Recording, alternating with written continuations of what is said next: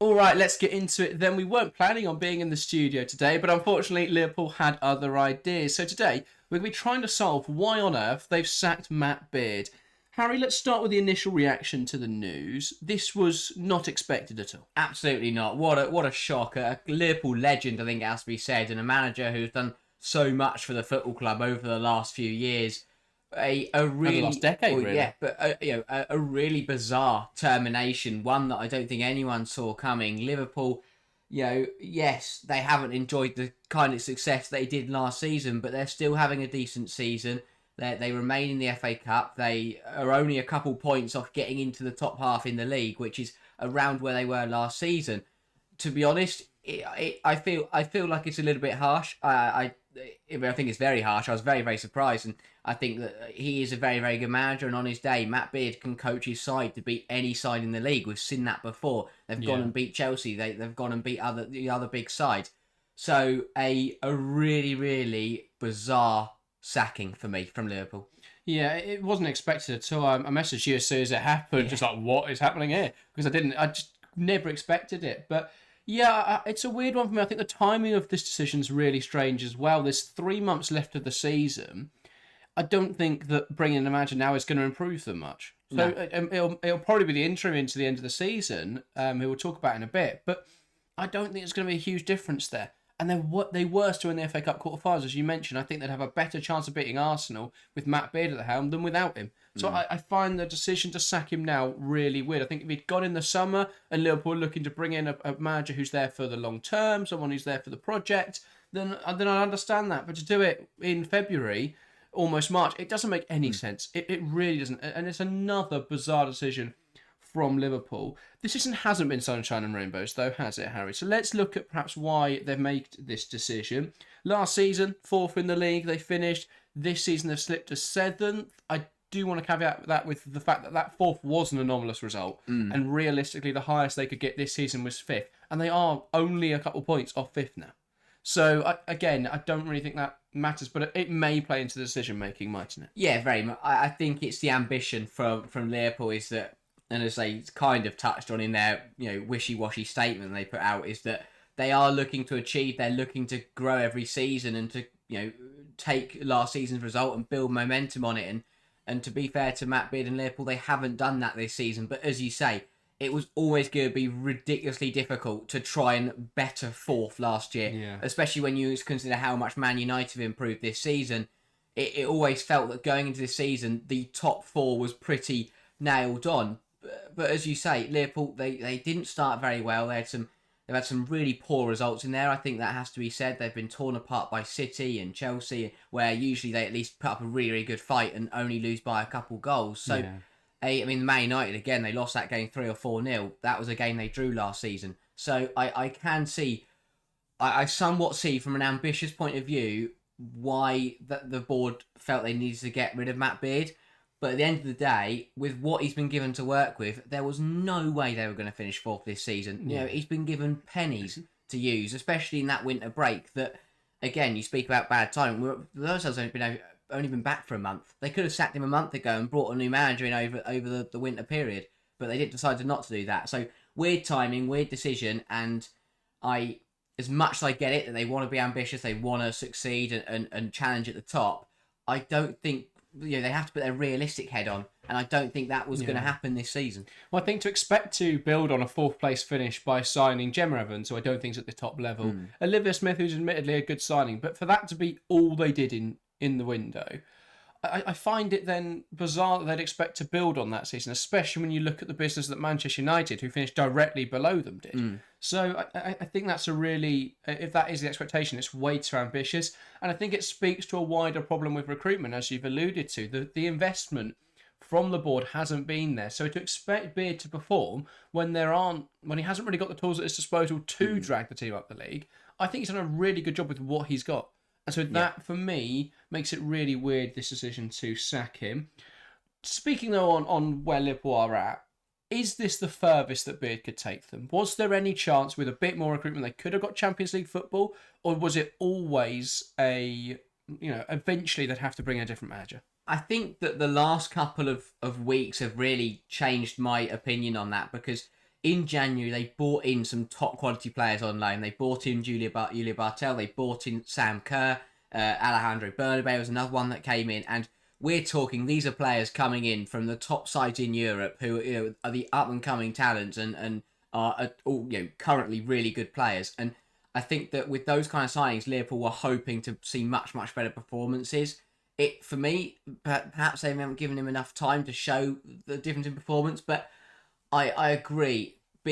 Matt Beard is known for his last couple of years, especially his defensive setup with Liverpool. They are known for being really good at sitting deep, being compact, and being a really, really difficult side to break down. But the difference that makes them better than the other teams at the bottom is that they were always good at that counter attack, springing it on sides and suddenly turning from defence to attack really fast. That's really good football. But if you want to become a mid-table top half and end up being a top side, you have to transition from that. And is Matt Beard the guy to do that? Potentially not. I think the ultimate goal for Liverpool is to get back to winning titles, and you don't win titles by playing counter-attacking football necessarily. And I think, and while that may be seen as wrong, because I think you could win a title, but the opinion of directors and stuff is that they want to be playing this attractive brand of football, this eye-catching brand of football that is more akin to something like City play, something like Chelsea play, or Arsenal. So I think they'll be looking at that, and I think that may ultimately be to Beard's demise, because while the system is functional and while it's picked up results, it's not attractive. Yeah. And I think there will be that side of that Liverpool board who are going, well, we want to be playing better football, even though I think that term is very relative. But I think that's ultimately another reason why they may be looking at alternatives. And let's touch on Beard's legacy, though, before we talk more about the who's coming in next. What a fantastic service Beard has given to Liverpool. I think the most important figure in Liverpool women's history. Yeah. Won the 2 WSL titles in 2013 and 2014. Was the manager when they took their first Champions League campaign in the 2014 season.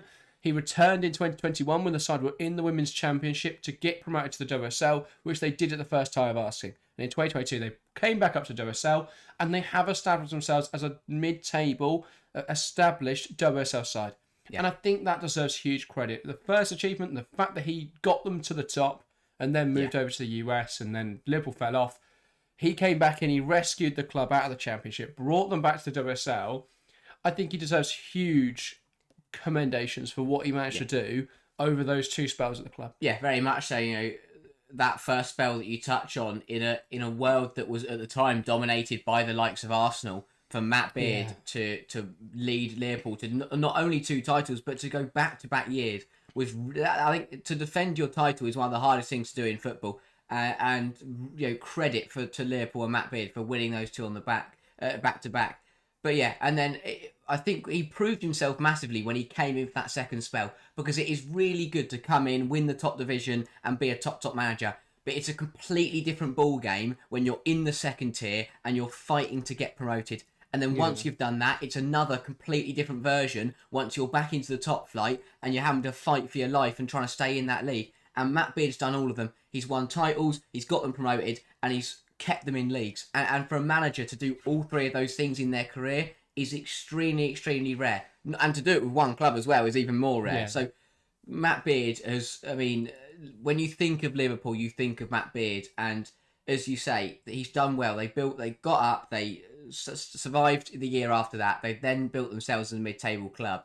But it's that big question we asked: what was next? What was going to happen? Were they going to remain established, or would Matt Beard take them on to better things? I think that was where the slight doubt came in with the Liverpool board. Yeah, I think it's one of those, isn't it, where yes, objectively, eventually they were going to have to move on from Matt Beard. I don't think he's at that elite level yet, or anymore. Sorry, in terms of managers, but to let a club legend go in a season which is a bit dead rubber now, apart from the FA Cup, where I think they'd have a better chance if they kept Matt Beard. I think to let him go in that regard is a really odd one for me. I think it feels a bit callous from the board. And I think a lot of criticism will be lobbied at the board off of the back of this, because there's not been enough investment. And I wouldn't be surprised if the reason he's gone now is because of a fallout, is because of a breakdown in that relationship. Because there's no way Beard was happy with the investment they've had over the last few years. yes, they've made some great marquee signings like Roman Haug, like Herbinger, like Olivia Smith, but to not back those signings up with investment across the squad and filling out the squad, they've had times this season where they've had one goalkeeper in the entire squad. And that's simply not acceptable at the top level. They've got to have more investment. They've got to have more foresight to see these situations coming. So, yeah, I think there would have been a lot of criticism there lobbied at the board, and I wouldn't be surprised if that led to a breakdown in the relationship between Matt Beard and the board, and ultimately why he now has been sacked by the club. So, yeah, in terms of what happens now then, Amber Whiteley will be serving as an interim manager. Whether or not that is for a few games, whether or not that's to the end of the season, we don't really know. I would be surprised if they brought someone in before the end of the season, because I don't really see who on the manager market would take that role. Yeah.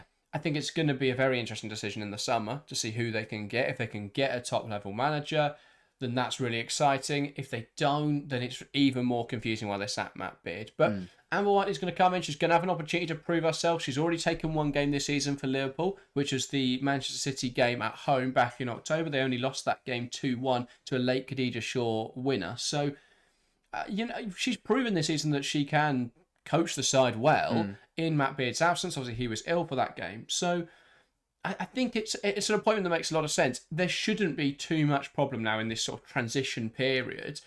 It's going to be interesting to see what role she can do. Is there a chance she gets this job permanently? Potentially so. That was going to be my point, is that for Liverpool fans and for the squad, they've got to take the positive of, if you look at the other clubs in the WSL this season, Arsenal sacked Idval, brought in Renee Slager as an interim, and she did so well that she became the permanent manager. And at Aston Villa, I know Sean Goater isn't the permanent manager now, but they had a really good run when he was in as interim manager. And they put together some really good results over that period. And again, I don't know what it is about interim managers taking the game to Man City, but they seem to be really good at it, because they always just fall just before they've got to play Man City. They're having a great, and City must hate it. But yeah, there'll be belief from Liverpool that they can, under Whiteley, they can go out and they can make some big results and try and end the season pretty well, because as we said, they're only a couple of points off fifth. Yeah. And if they get, I do believe that, I think Whiteley will have a really good opportunity at getting a permanent job if she manages to get Liverpool back into that top half. Because that,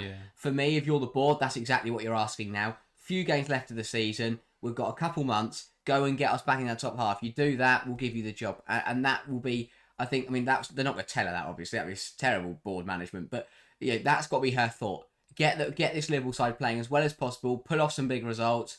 Still got to play Chelsea at Stamford Bridge. Imagine they go and get something from that. Still got Arsenal in the FA Cup. That's the big one, really. Imagine they win the FA Cup. I know, very, very extreme circumstance that would be. But again, I feel they'd have a better chance of winning the FA Cup if they had Matt Beard. So it's just a really confusing one for me.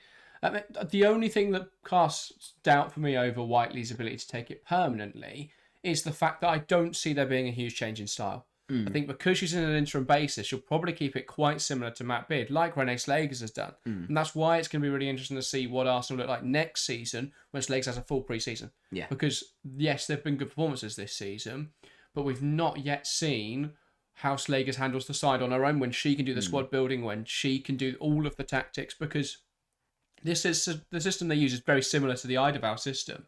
There are a few tweaks, obviously, a few nuances, but it's very similar. I think Whiteley will do the same. Yeah. And so if the board's concern with Matt Beard was over his play style, I think the same issue will exist over Amber Whiteley. So I'm not 100% yet that she'll come in and do a very different job to Matt Beard, but I think if she can just keep the ship going to the end of the season, I feel there's an inevitable Tottenham drop-off. We're already seeing Brighton drop off. I think that fifth place is theirs for the taking, unless Brian Sorenson's high-flying Everton just come and take fifth. But there's definitely an opportunity there. They've got to take it. Yeah. I mentioned Sean Goater there, and the reason Villa got results is because at the end of the day, Sean Goater put 11 players onto the football pitch, and because of the quality, they were good enough to get results. Yeah. It's exactly the same, if not even stronger message with Liverpool. If Whiteley just puts 11 Liverpool players onto the football pitch, if they have 11, which they do now, finally, they will score. They will score enough goals. They will win games because they've got high quality against the lower opposition in the league. The players like Herbinger and Olivia Smith and Bonner will be enough just to get the side through. I think that's once exactly what the Howard's goal back, that front line is so productive. They'll outscore everyone. Exactly. You've just got to focus on the defensive play, keep it tight, and then look at to Howard and Smith to make something happen. So, they're a good enough team that they can get fifth. I think without too much effort. I don't think Tottenham are very good. I think Brighton have had a bit of a drop off in the second half of the season. So, yeah, I think this is definitely a good opportunity. I just think it's an odd decision to sack Matt Beard because I don't think he did anything particularly wrong. So I wouldn't be surprised if there's something behind the scenes that they're not saying. I thought the message, the official message put out by Liverpool was very generic. They usually are in these sorts of situations, but it's, this is a tough decision, but we want to thank him for his service. It's like, this is a club legend who you are letting go in January for no real reason.